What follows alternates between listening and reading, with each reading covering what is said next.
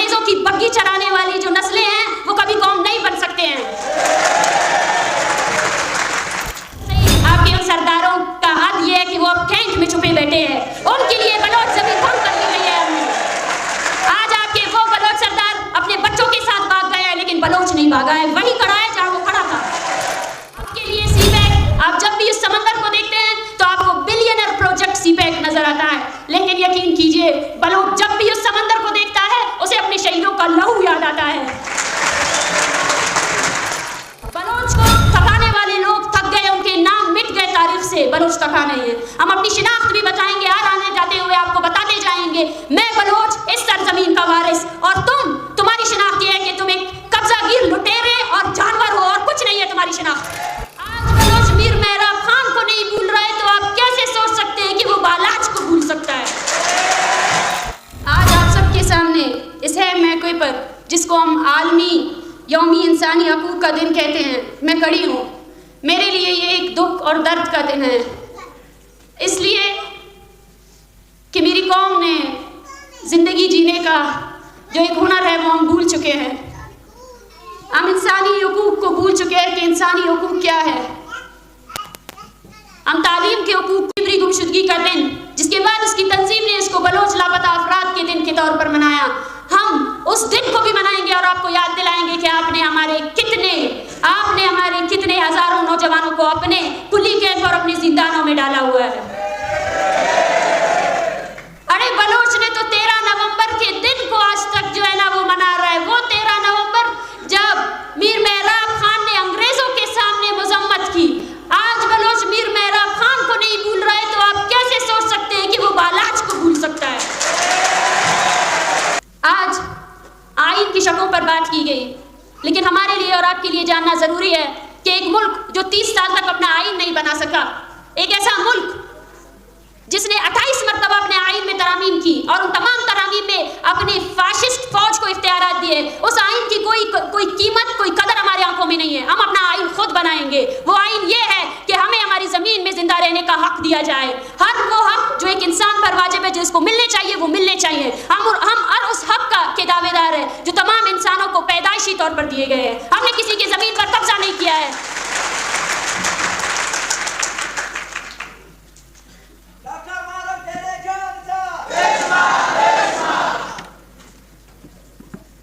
इस दिन की मुनासबत से बस मैं यही कहूंगी कि आए और गौर करें और अमल करें। बलूचिस्तान पर कब्जे के बाद हमारी जो एक सिविलाइज्ड सोसाइटी की प्रोग्रेशन है वो सुस्त हो चुकी है। उसको हमें आगे बढ़ाना है। अपने अंदर मौजूद उस कब्जागीर को बाहर निकालना है जो हमें ये कहता है कि अपने भाई को मारो, जो हमें ये कहता है कि अपने ज़मीन का सौदा करो, जो हमें ये कहता है कि खामोश हो जाओ। जब तक हम उस कब्जागीर को बाहर नहीं निकालेंगे तब तक हम कभी भी इस मुज़म्मित के साथ अमली तौर पर एक नहीं हो सकते हैं। और आज के इस दिन बलूचिस्तान को अमन, इंसाफ और वक़ार के लिए हम ऐद करेंगे। इसके अवाम को वही आज़ादी और वही हकूक़ चाहिए जो इंसानी हकूक़ के आलमी मंशूर के तहत वादा किए गए थे। बलोच कौम हर गिरती लाश के साथ या हर माँ जिसके हाथ में वो तस्वीर है या अपने कौमी वक़ार पर हर हमले के साथ या हर इस दिन की मुनासबत से हमें ऐद करना होगा कि कौमी जद्दोजहद से हम कभी भी पीछे नहीं हटेंगे और अपने कौमी वक़ार के मुकाबले में कभी खामोश नहीं होंगे। जब तक जुल्म है हम मुज़म्मत करेंगे, जब तक खामोशी है हम बोलेंगे, और जब तक उम्मीद है हम एक बेहतर कल के लिए कोशिश करते रहेंगे। और उसके लिए हमें नस्लों की कुर्बानी देनी है। तो इस नस्ल को कुर्बानी देकर ही आगे की नस्ल को मुज़म्मत का देर पहुँचाना चाहिए। आप सबका मैं बहुत शुक्रगुजार हूँ। यकीन कीजिए बलोच यकजहती कमेटी एक सियासी पार्टी है, लेकिन इस सियासी पार्टी की ताकत आप सब है। ये माएँ हैं जो सफ़र करके आई हैं, अपने बच्चों के साथ आए हैं, मेरे उस्ताद हैं जिनको इस बात का डर नहीं है कि इस मजमे में आने के बाद उनकी किस तरह प्रोफाइलिंग की जाएगी, उनको किस तरह हरासा किया जाएगा। या मेरे वो तमाम मेहमान हैं जो बलोच यकजहती कमेटी के प्लेटफॉर्म में आकर हमें इज्जत बख्शते हैं, हमें वक़ार बख्शते हैं। और मैं समझती हूँ कि अवामी मुज़म्मत के बगैर इसका कोई हल नहीं हो सकता है। इस रियासत ने सिर्फ तशद्दुद किया है, लेकिन तशद्दुद के बदले में इसको अवामी मजम्मत का सामना करना पड़ेगा। यह अवामी मजम्मत ही है जो इसको पीछे लेकर जाएगी। आज ये 2 कदम पीछे हटी है तो हम उसको 10 कदम पीछे और हटाएंगे, और ये सब हम एक साथ मिलकर कर सकते हैं। मैं आप सबका बहुत शुक्रगुजार हूँ, और साथ साथ बलोच यकजहती कमेटी के उन कारकुनान का, उन हमारे तहरीकी हमदर्दों का जो इस प्रोग्राम को कामयाब बनाने में इन्होंने साथ दिया। और मैं इसके साथ साथ माफ़ी भी चाहती हूँ, क्योंकि आप सब लोग जो खड़े हैं, जिनके बैठने के लिए हमने जगह का इंतज़ाम नहीं किया, उसके लिए मैं आप सबसे माफ़ी चाहती हूँ।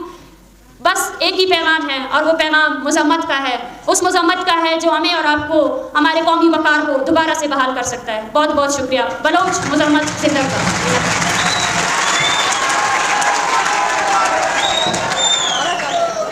को भूल चुके हैं, हम रोजगार के हकूक़ को भूल चुके हैं, हम तो अपने वसाइल से भी दस्तबरदार हो चुके हैं।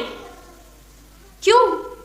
क्योंकि हमें इसलिए बावर करा दिया गया है कि हम इंसान नहीं हैं। ये हमारे लिए नॉर्मल बना दिया गया है कि हमारे लिए हमारे प्यारों की जो कच्च है वो एक गिनती की तरह रह गई है। हम गिनते हैं उंगलियों में कि नवंबर में 200 लोग उठा लिए गए, अक्टूबर में 400 लोग उठा लिए गए, नवंबर में 10 लाशें मिली। यकीन कीजिए ये एक बेहिसी है, और अफसोस है मुझे कि मेरी कौम इस बेबसी को ज़िंदगी कह रही है।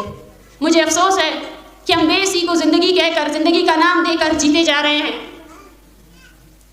ये दिन महज एक तारीख नहीं है, बल्कि एक याद दहानी है, एक इक़दाम है, एक मुतालबा है हर इंसान का कि वह अपनी इज़्ज़त, आज़ादी और हकूक़ का तहफ़्फ़ुज़ का वादा करेगी, चाहे वो किसी भी नस्ल, अक़ीदे या उसकी पैदाइश कहीं पर भी हो। वो अपने इंसानी हकूक़ से, अपने कौमी हकूक़ से दस्तबरदार नहीं होंगे।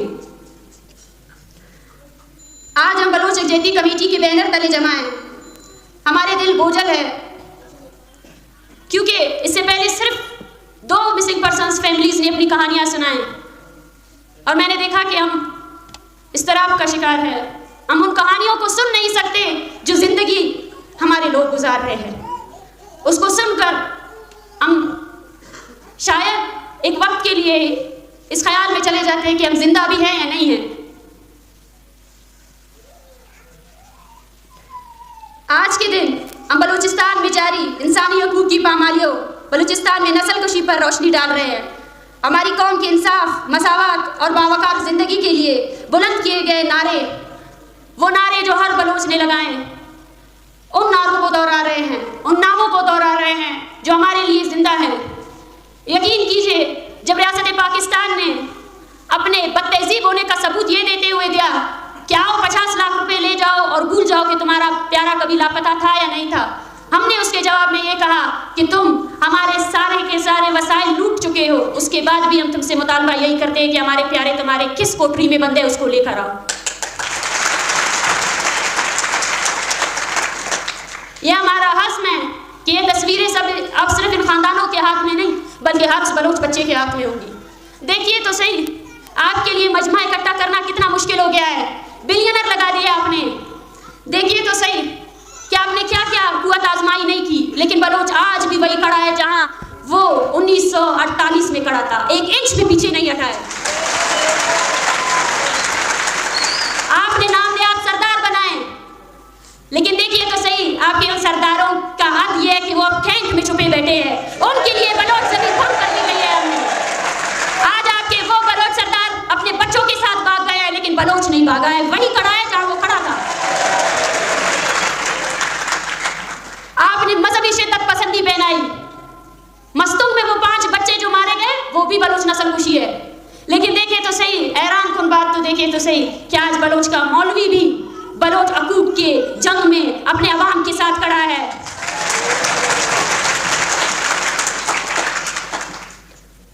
यही हमारी जीत है, और इस जीत को समझने के लिए आपको सबसे पहले कौम होने का जो एक लक़ब है उस पर पूरा उतरना पड़ेगा।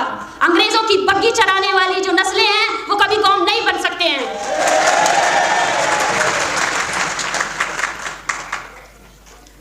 और हमारी कौम की ये जंग हमारे कौम की आने वाली नस्लों की बावकार जिंदगी के लिए जारी रहेगी। हमारे महबूब वतन के पहाड़ों और रेगिस्तानों में हम इसी तरह बलूचिस्तान में अपने हकूक़ की जंग को बुलंद करते रहेंगे और नारे लगाते रहेंगे जब तक कि हमारी ज़मीन में हमें जीने का हक नहीं दिया जाता। आपका मुकाबला एक ऐसी कौम से है जो इंसान को जोड़े, अपने पहाड़ों से भी मोहब्बत करता है।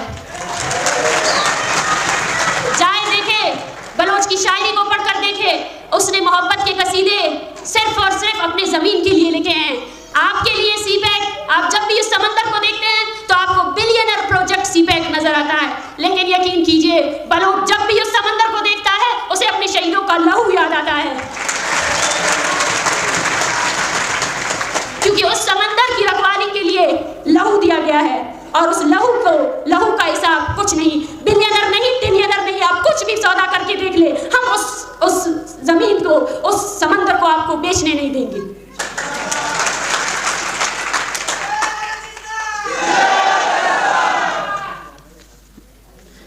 हैरानकुन बात यह है कि हम समझते हैं कि बलूचिस्तान में अपने कुदरती वसाइल को जिस तरह लूटा जा रहा है, हम उसके लिए बात ना करें।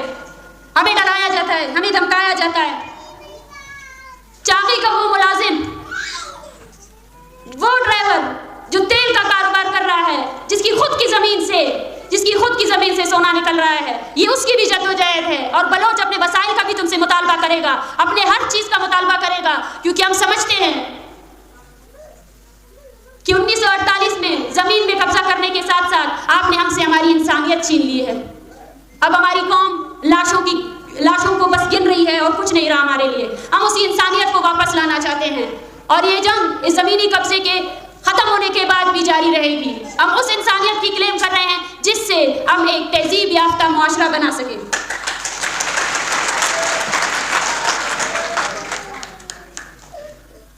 जब मैं गवादर गई, हमें भूलना नहीं चाहिए कि हमारी ज़मीन के एक एक कोने में रहने वाले बलूचों को किस तरह जबर और किस तरह की अजियतों का सामना है।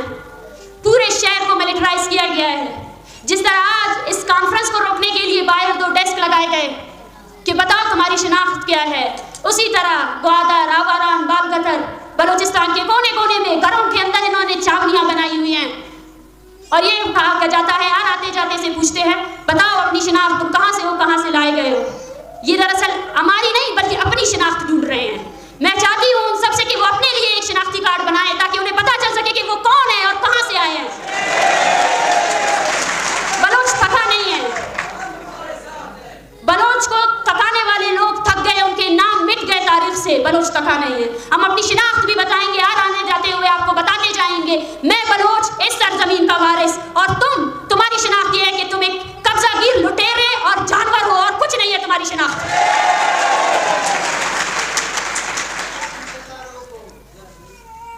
यकीन कीजिए इस मजमे में इन रोते हुए बच्चों की आवाजें सुनकर, इन बच्चियों को देखकर मैं हर बार कहती हूँ ये हमारे लिए उम्मीद भी है और इम्तिहान भी है।